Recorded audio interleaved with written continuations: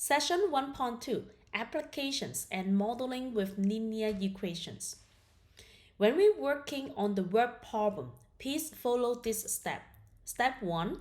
Read the problem carefully until you understand what is given and what is to be found. So it's better you guys can highlight it, what is the given information and what do you need to find. Step 2. Assign a variable to represent the unknown value using diagrams or table as needed. So once you know what you are looking for, you may want to assign the variable. Usually we're going to use the variable the x or the y. And you could use the diagrams or table to write down what is the information is given. And then try to link up the given information and the variables together to form the equation. Okay, write an equation. At the end, you're going to solve the equation. After you solve your equation, you find out what is your x. Make sure you answer the problem, okay? Answer to the problem. And think about it. Is it reasonable for your answer? And check the answer in the words of the original problem. Okay, let's try an example here. Finding the dimension of a rectangle. The length of the rectangle is 2 inches more than the width. If the length and the width are each increased by 3 inches, the perimeter of the new rectangle will be 4 inches, less than 8 times the width of the original rectangle. Find the dimension of the original rectangle. So first, step 1, we're going to read the problem. And then we must find the length of the original rectangle. So what we're going to do, first, we're going to assign the variable. What we are looking for, we want to find the dimension of the original rectangle, right? So the rectangle, we need to find the length and also the width. So first, I'm going to assign the variable. We're going to let x be the length of the original rectangle. And then we have the width, right? So think about it. What is the relationship between the length and the width for the original rectangle? So look at here. The length of a rectangle is 2 inches more than the width. Okay, so the length is longer, right? Right now we're gonna let the x be the length of the rectangle. So the length of the rectangle is 2 inches more than the width. So another way to let, we're gonna say x minus 2 will be the width of the original rectangle.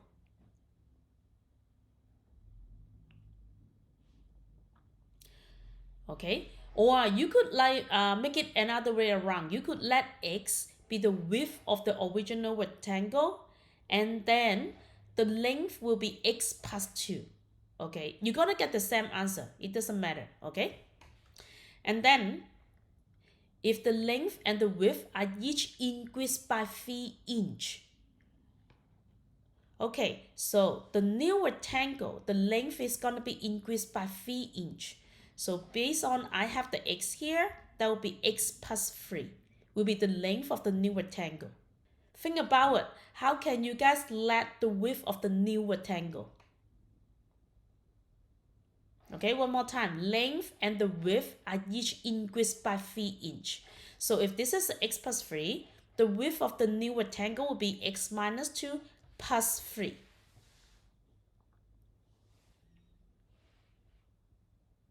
Okay, right? X minus 2 plus 3, which is going to be x plus 1. That will be your width of the new rectangle. Oh, that's a one information we didn't use it.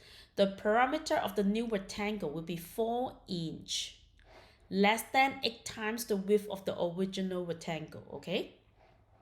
Highlight this one. So what's an equation? So first, the perimeter of the new rectangle. Remember what's the formula to find the perimeter of the rectangle? Perimeter means you want to add up all the distance together, right? So that will be length plus width, which is 2 length plus 2 width. Okay, 2 length plus 2 width. So we're gonna plug in the length and the width of the new rectangle, okay, which is going to be x plus 3 and x plus 1 here. And then we're going to distribute. So you're going to get 2x plus 6 plus 2x plus 2.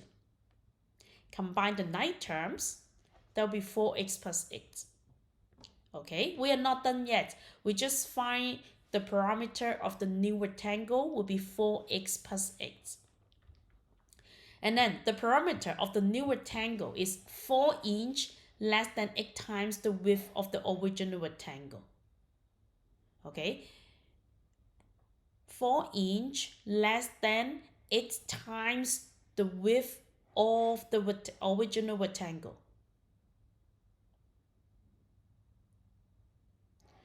Okay, so we have 4x plus 8, which is gathered from here, equal to 8 times the width of the original rectangle. Okay, the width of the original rectangle, that will be x minus 2. Okay, 8 times the width of the original rectangle. And then 4 inch less. So we're going to subtract 4 here. Now we're going to distribute it one by one. After we form the equation, we try to solve it.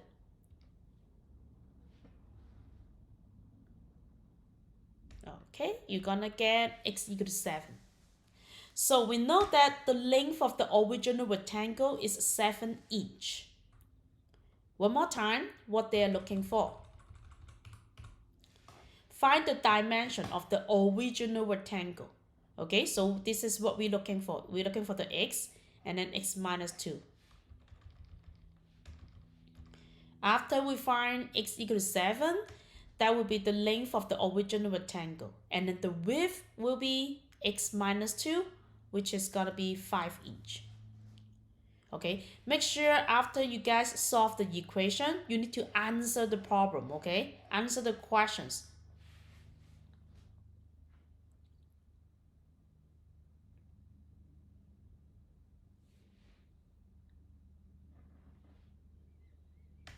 Okay, motion problems. Motion problems talking about like the distance, the weight, and the time, okay? The distance, we're gonna use the letter D to represent it. The rate, you could talk about just like the speed or the velocity. We're gonna use the R. And then T here, this is represent the time, okay? So we have this formula, distance equal to weight times time. Or if you're looking for the weight, you're going to divide it by the time for both sides. Or if you're looking for the time, that will be the distance divided by the weight. Okay, so when you're working on the problem that is a motion problems, you're going to think about this formula. Okay, try this one together. Krista drove to her grandmother's house. She averaged 40 miles per hour driving there. She was able to average 48 miles per hour returning, and her driving time was 1 hour less. What is the distance between Krista's house and her grandmother's house? Okay, so after you read the questions, think about what is the given information? What is a 40 represented? This is the motion problem. So it's 40 miles per hour. This is represent the distance, the weight, or the time. Look at the unit here, miles per hour. So you know this is talking about the weight here. And this one also, when they return, when they go back, so you got like 48 miles per hour. So we got the weight in here. And her driving time was 1 hour less. So obviously this is going to be the time. So what we are looking for? We are looking for the distance between Krista's house and her grandma's house. So first, we're going to let the variable. We're going to let x be the distance between Krista's house and her grandmother's house. Okay, that will be the d, the distance. And then let's try to use the table. Fill in all the information here first. Try to do it by yourself.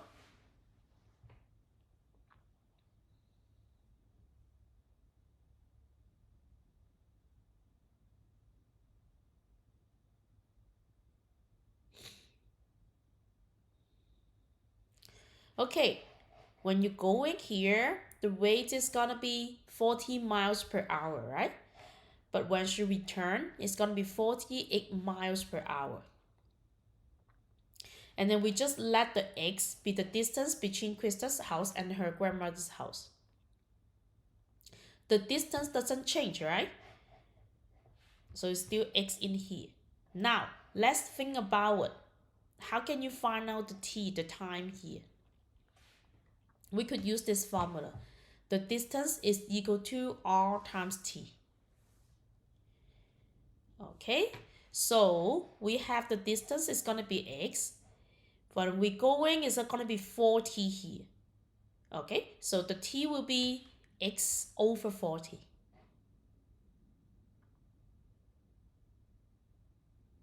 Same idea for returning, right? The distance over the weight, that will be equal to the time. So x over 48.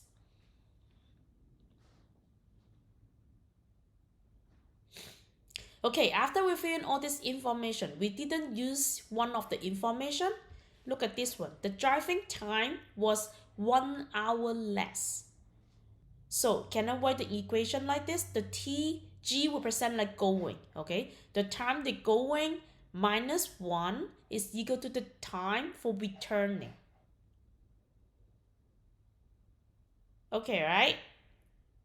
So the time of going, that will be x over 40. And then the time for returning, that will be x over 48. So we're going to plug it in.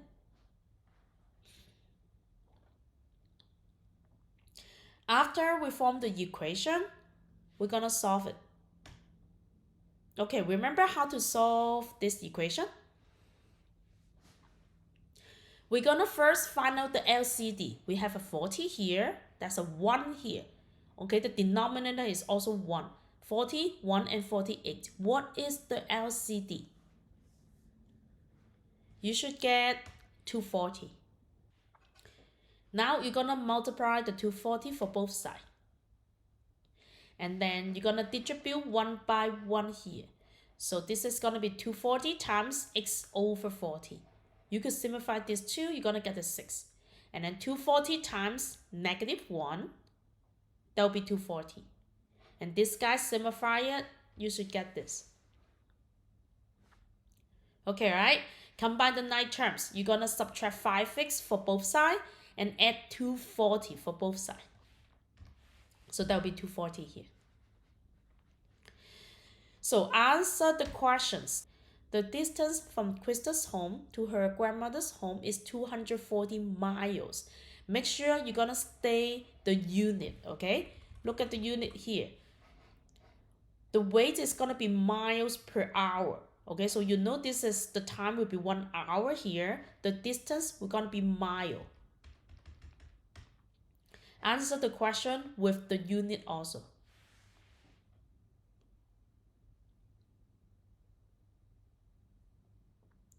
Mixture problems.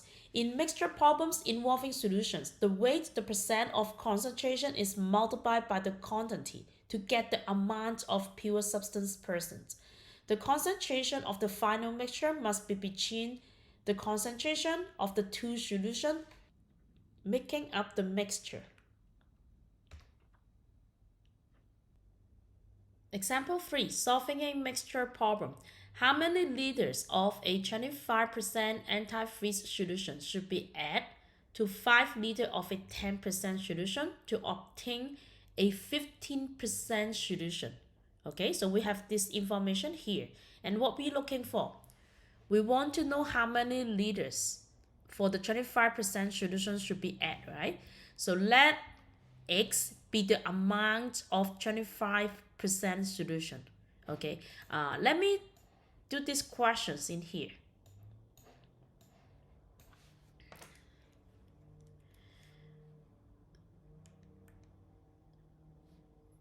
So think about it. We have a 2 solution. We want to add it together to combine it. Okay, so this is gonna be 25% solution. And this is gonna be at 10%. When you add it up, you're gonna get 15% of the solution. And then we also know the 5 liters. So let's say this is gonna be the 5 liters here. And then we don't know, this is what we're looking for. We have an X liter. Okay, we just let X be the amount of the 25% solution. Okay, so this one thing about it, we do have an X liter plus 5 liter. So you could just add it up here. This is gonna be X plus 5. Okay, right? Does it make sense to you guys? Okay, remember here, they say the weight of concentration is multiplied by the quantity to get the amount of pure substance presence. Okay, so this is means I need to multiply it. So how can I set up the equation? So I have the amount of solution is going to be X times 25%. So 25% X plus 10% times 5 liter equal to 15% times the amount of the solution, which is going to be X plus 5. So the whole equation, we do have the percent. Let's try to convert it to the decimal. So divided by 100, so that will be 0.25x plus 0.10 times 5 equal to 0.15 times x plus 5. Okay, right? But actually, if you can, you could just skip the percent here because each term, they do have the percent. That means if I multiply by 100 for the whole equation, I'm gonna get out the percent already. So I only left with 25x plus 10 times 5 equal to 15 times x plus 5. Okay, let's solve the equation here. 10 times 5, this is gonna be 50 equal to, I'm gonna distribute 1 by 1 here. So I have a 15x plus 75. 15 times 5 here. Okay, now we're gonna combine the 9 terms. So we're gonna subtract the 15x for both sides. And then we're gonna minus 50 for both sides. So I'm gonna get 25 minus 15, that will be 10x. I cancel out these two, cancel out, equal to 25 here. Now I'm gonna divide it by 10 for both sides. So x equal to 2.5. So that means I need 2.5 liters amount of the solution to add on the 25%. Okay, right? I think it will be easier if you like draw the diagram, draw the picture like this way.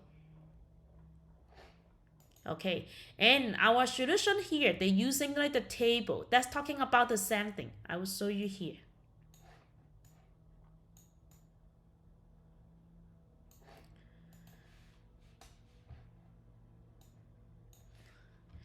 Okay, they fill it in. The strength is going to be talking about the percentage, the concentration of the solution. And then the liters of solutions, 25% here, talking about the X. Okay, and then we have a 5. And then this one is going to be X plus 5, right? When you added up the solution. Okay, and then they multiply it. They want to see. So 25% X, that will be 0.25x. So that will be this guy. Same thing here, here. Okay, right? That's equivalent to my this equation here. And then they added up equal to the 15% one here. So exactly the same thing, okay? For me, I will much more understand when I have the picture with like that one. Okay, but both methods are good though. Just so all your work and get your correct answer, you're gonna get the credit.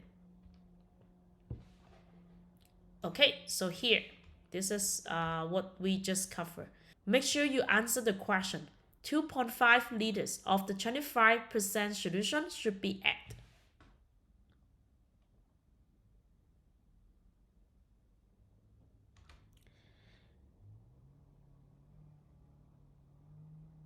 Okay, another one. In mixed investment problems, multiply each principal by the interest weight and the time in years to find the amount of interest earned. We talked about it from the previous sessions, the simple interest, right? Let's do it together. Last year, Owen earned a total of 784 in interest from two investments. He invests a total of 28,000 parked at 2.4% and the rest are 3.1%. How much did he invest at each weight? Okay. So this is the total amount of the interest, and this is gonna be the principal. But he's separated like two parts. One is 2.4%, and other one is gonna be 3.1%. So right now we are looking for how much did he invest at each weight. So let's let X be the amount invested at 2.4%. So think about it. What is another one? Some students let Y be the amount invested at 3.1%, but we don't want to create one more variable. Okay, so we want to in terms of the X in here. So the total he invests is 28,000, right? And then X is gonna be part of this money. So another one, we're gonna let 28,000 minus X be the amount invested at 3.1%. Okay, now the total interest is gonna be 784. Remember how to find the interest?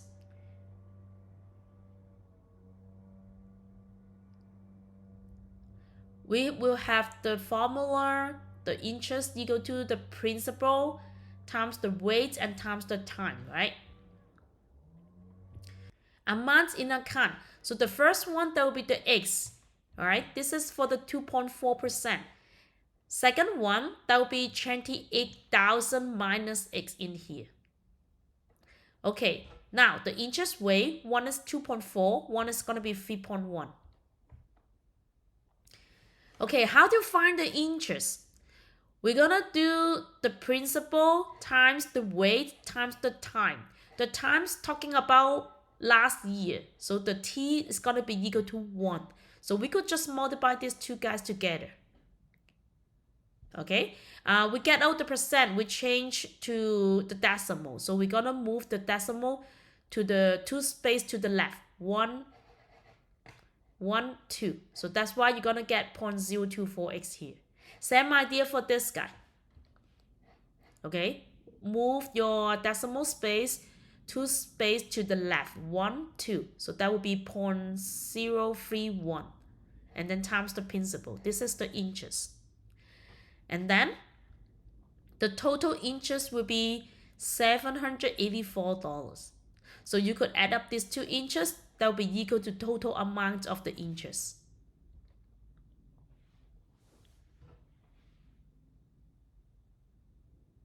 Okay, this is how we set up the equation. Now we want to solve it. So I don't want to deal with the decimal here. So you could count. I have 1, 2, 3. 1, 2, 3. So I want to multiply 1,000 for both sides. Okay, the 1,000 times this guy, that will become 24x. 1,000 times this one, that will be equal to 31, and then this guy. Okay, you should get this. And then distribute the 31 one by one. That's a big number, right? Okay, combine the 9 terms.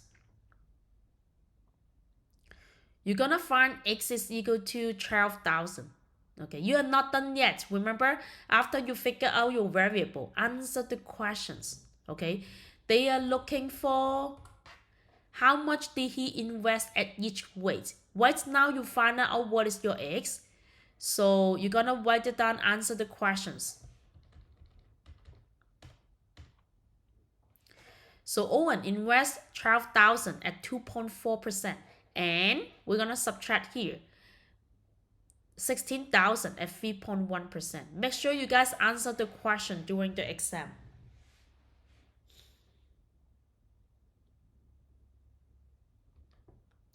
Okay, that's it.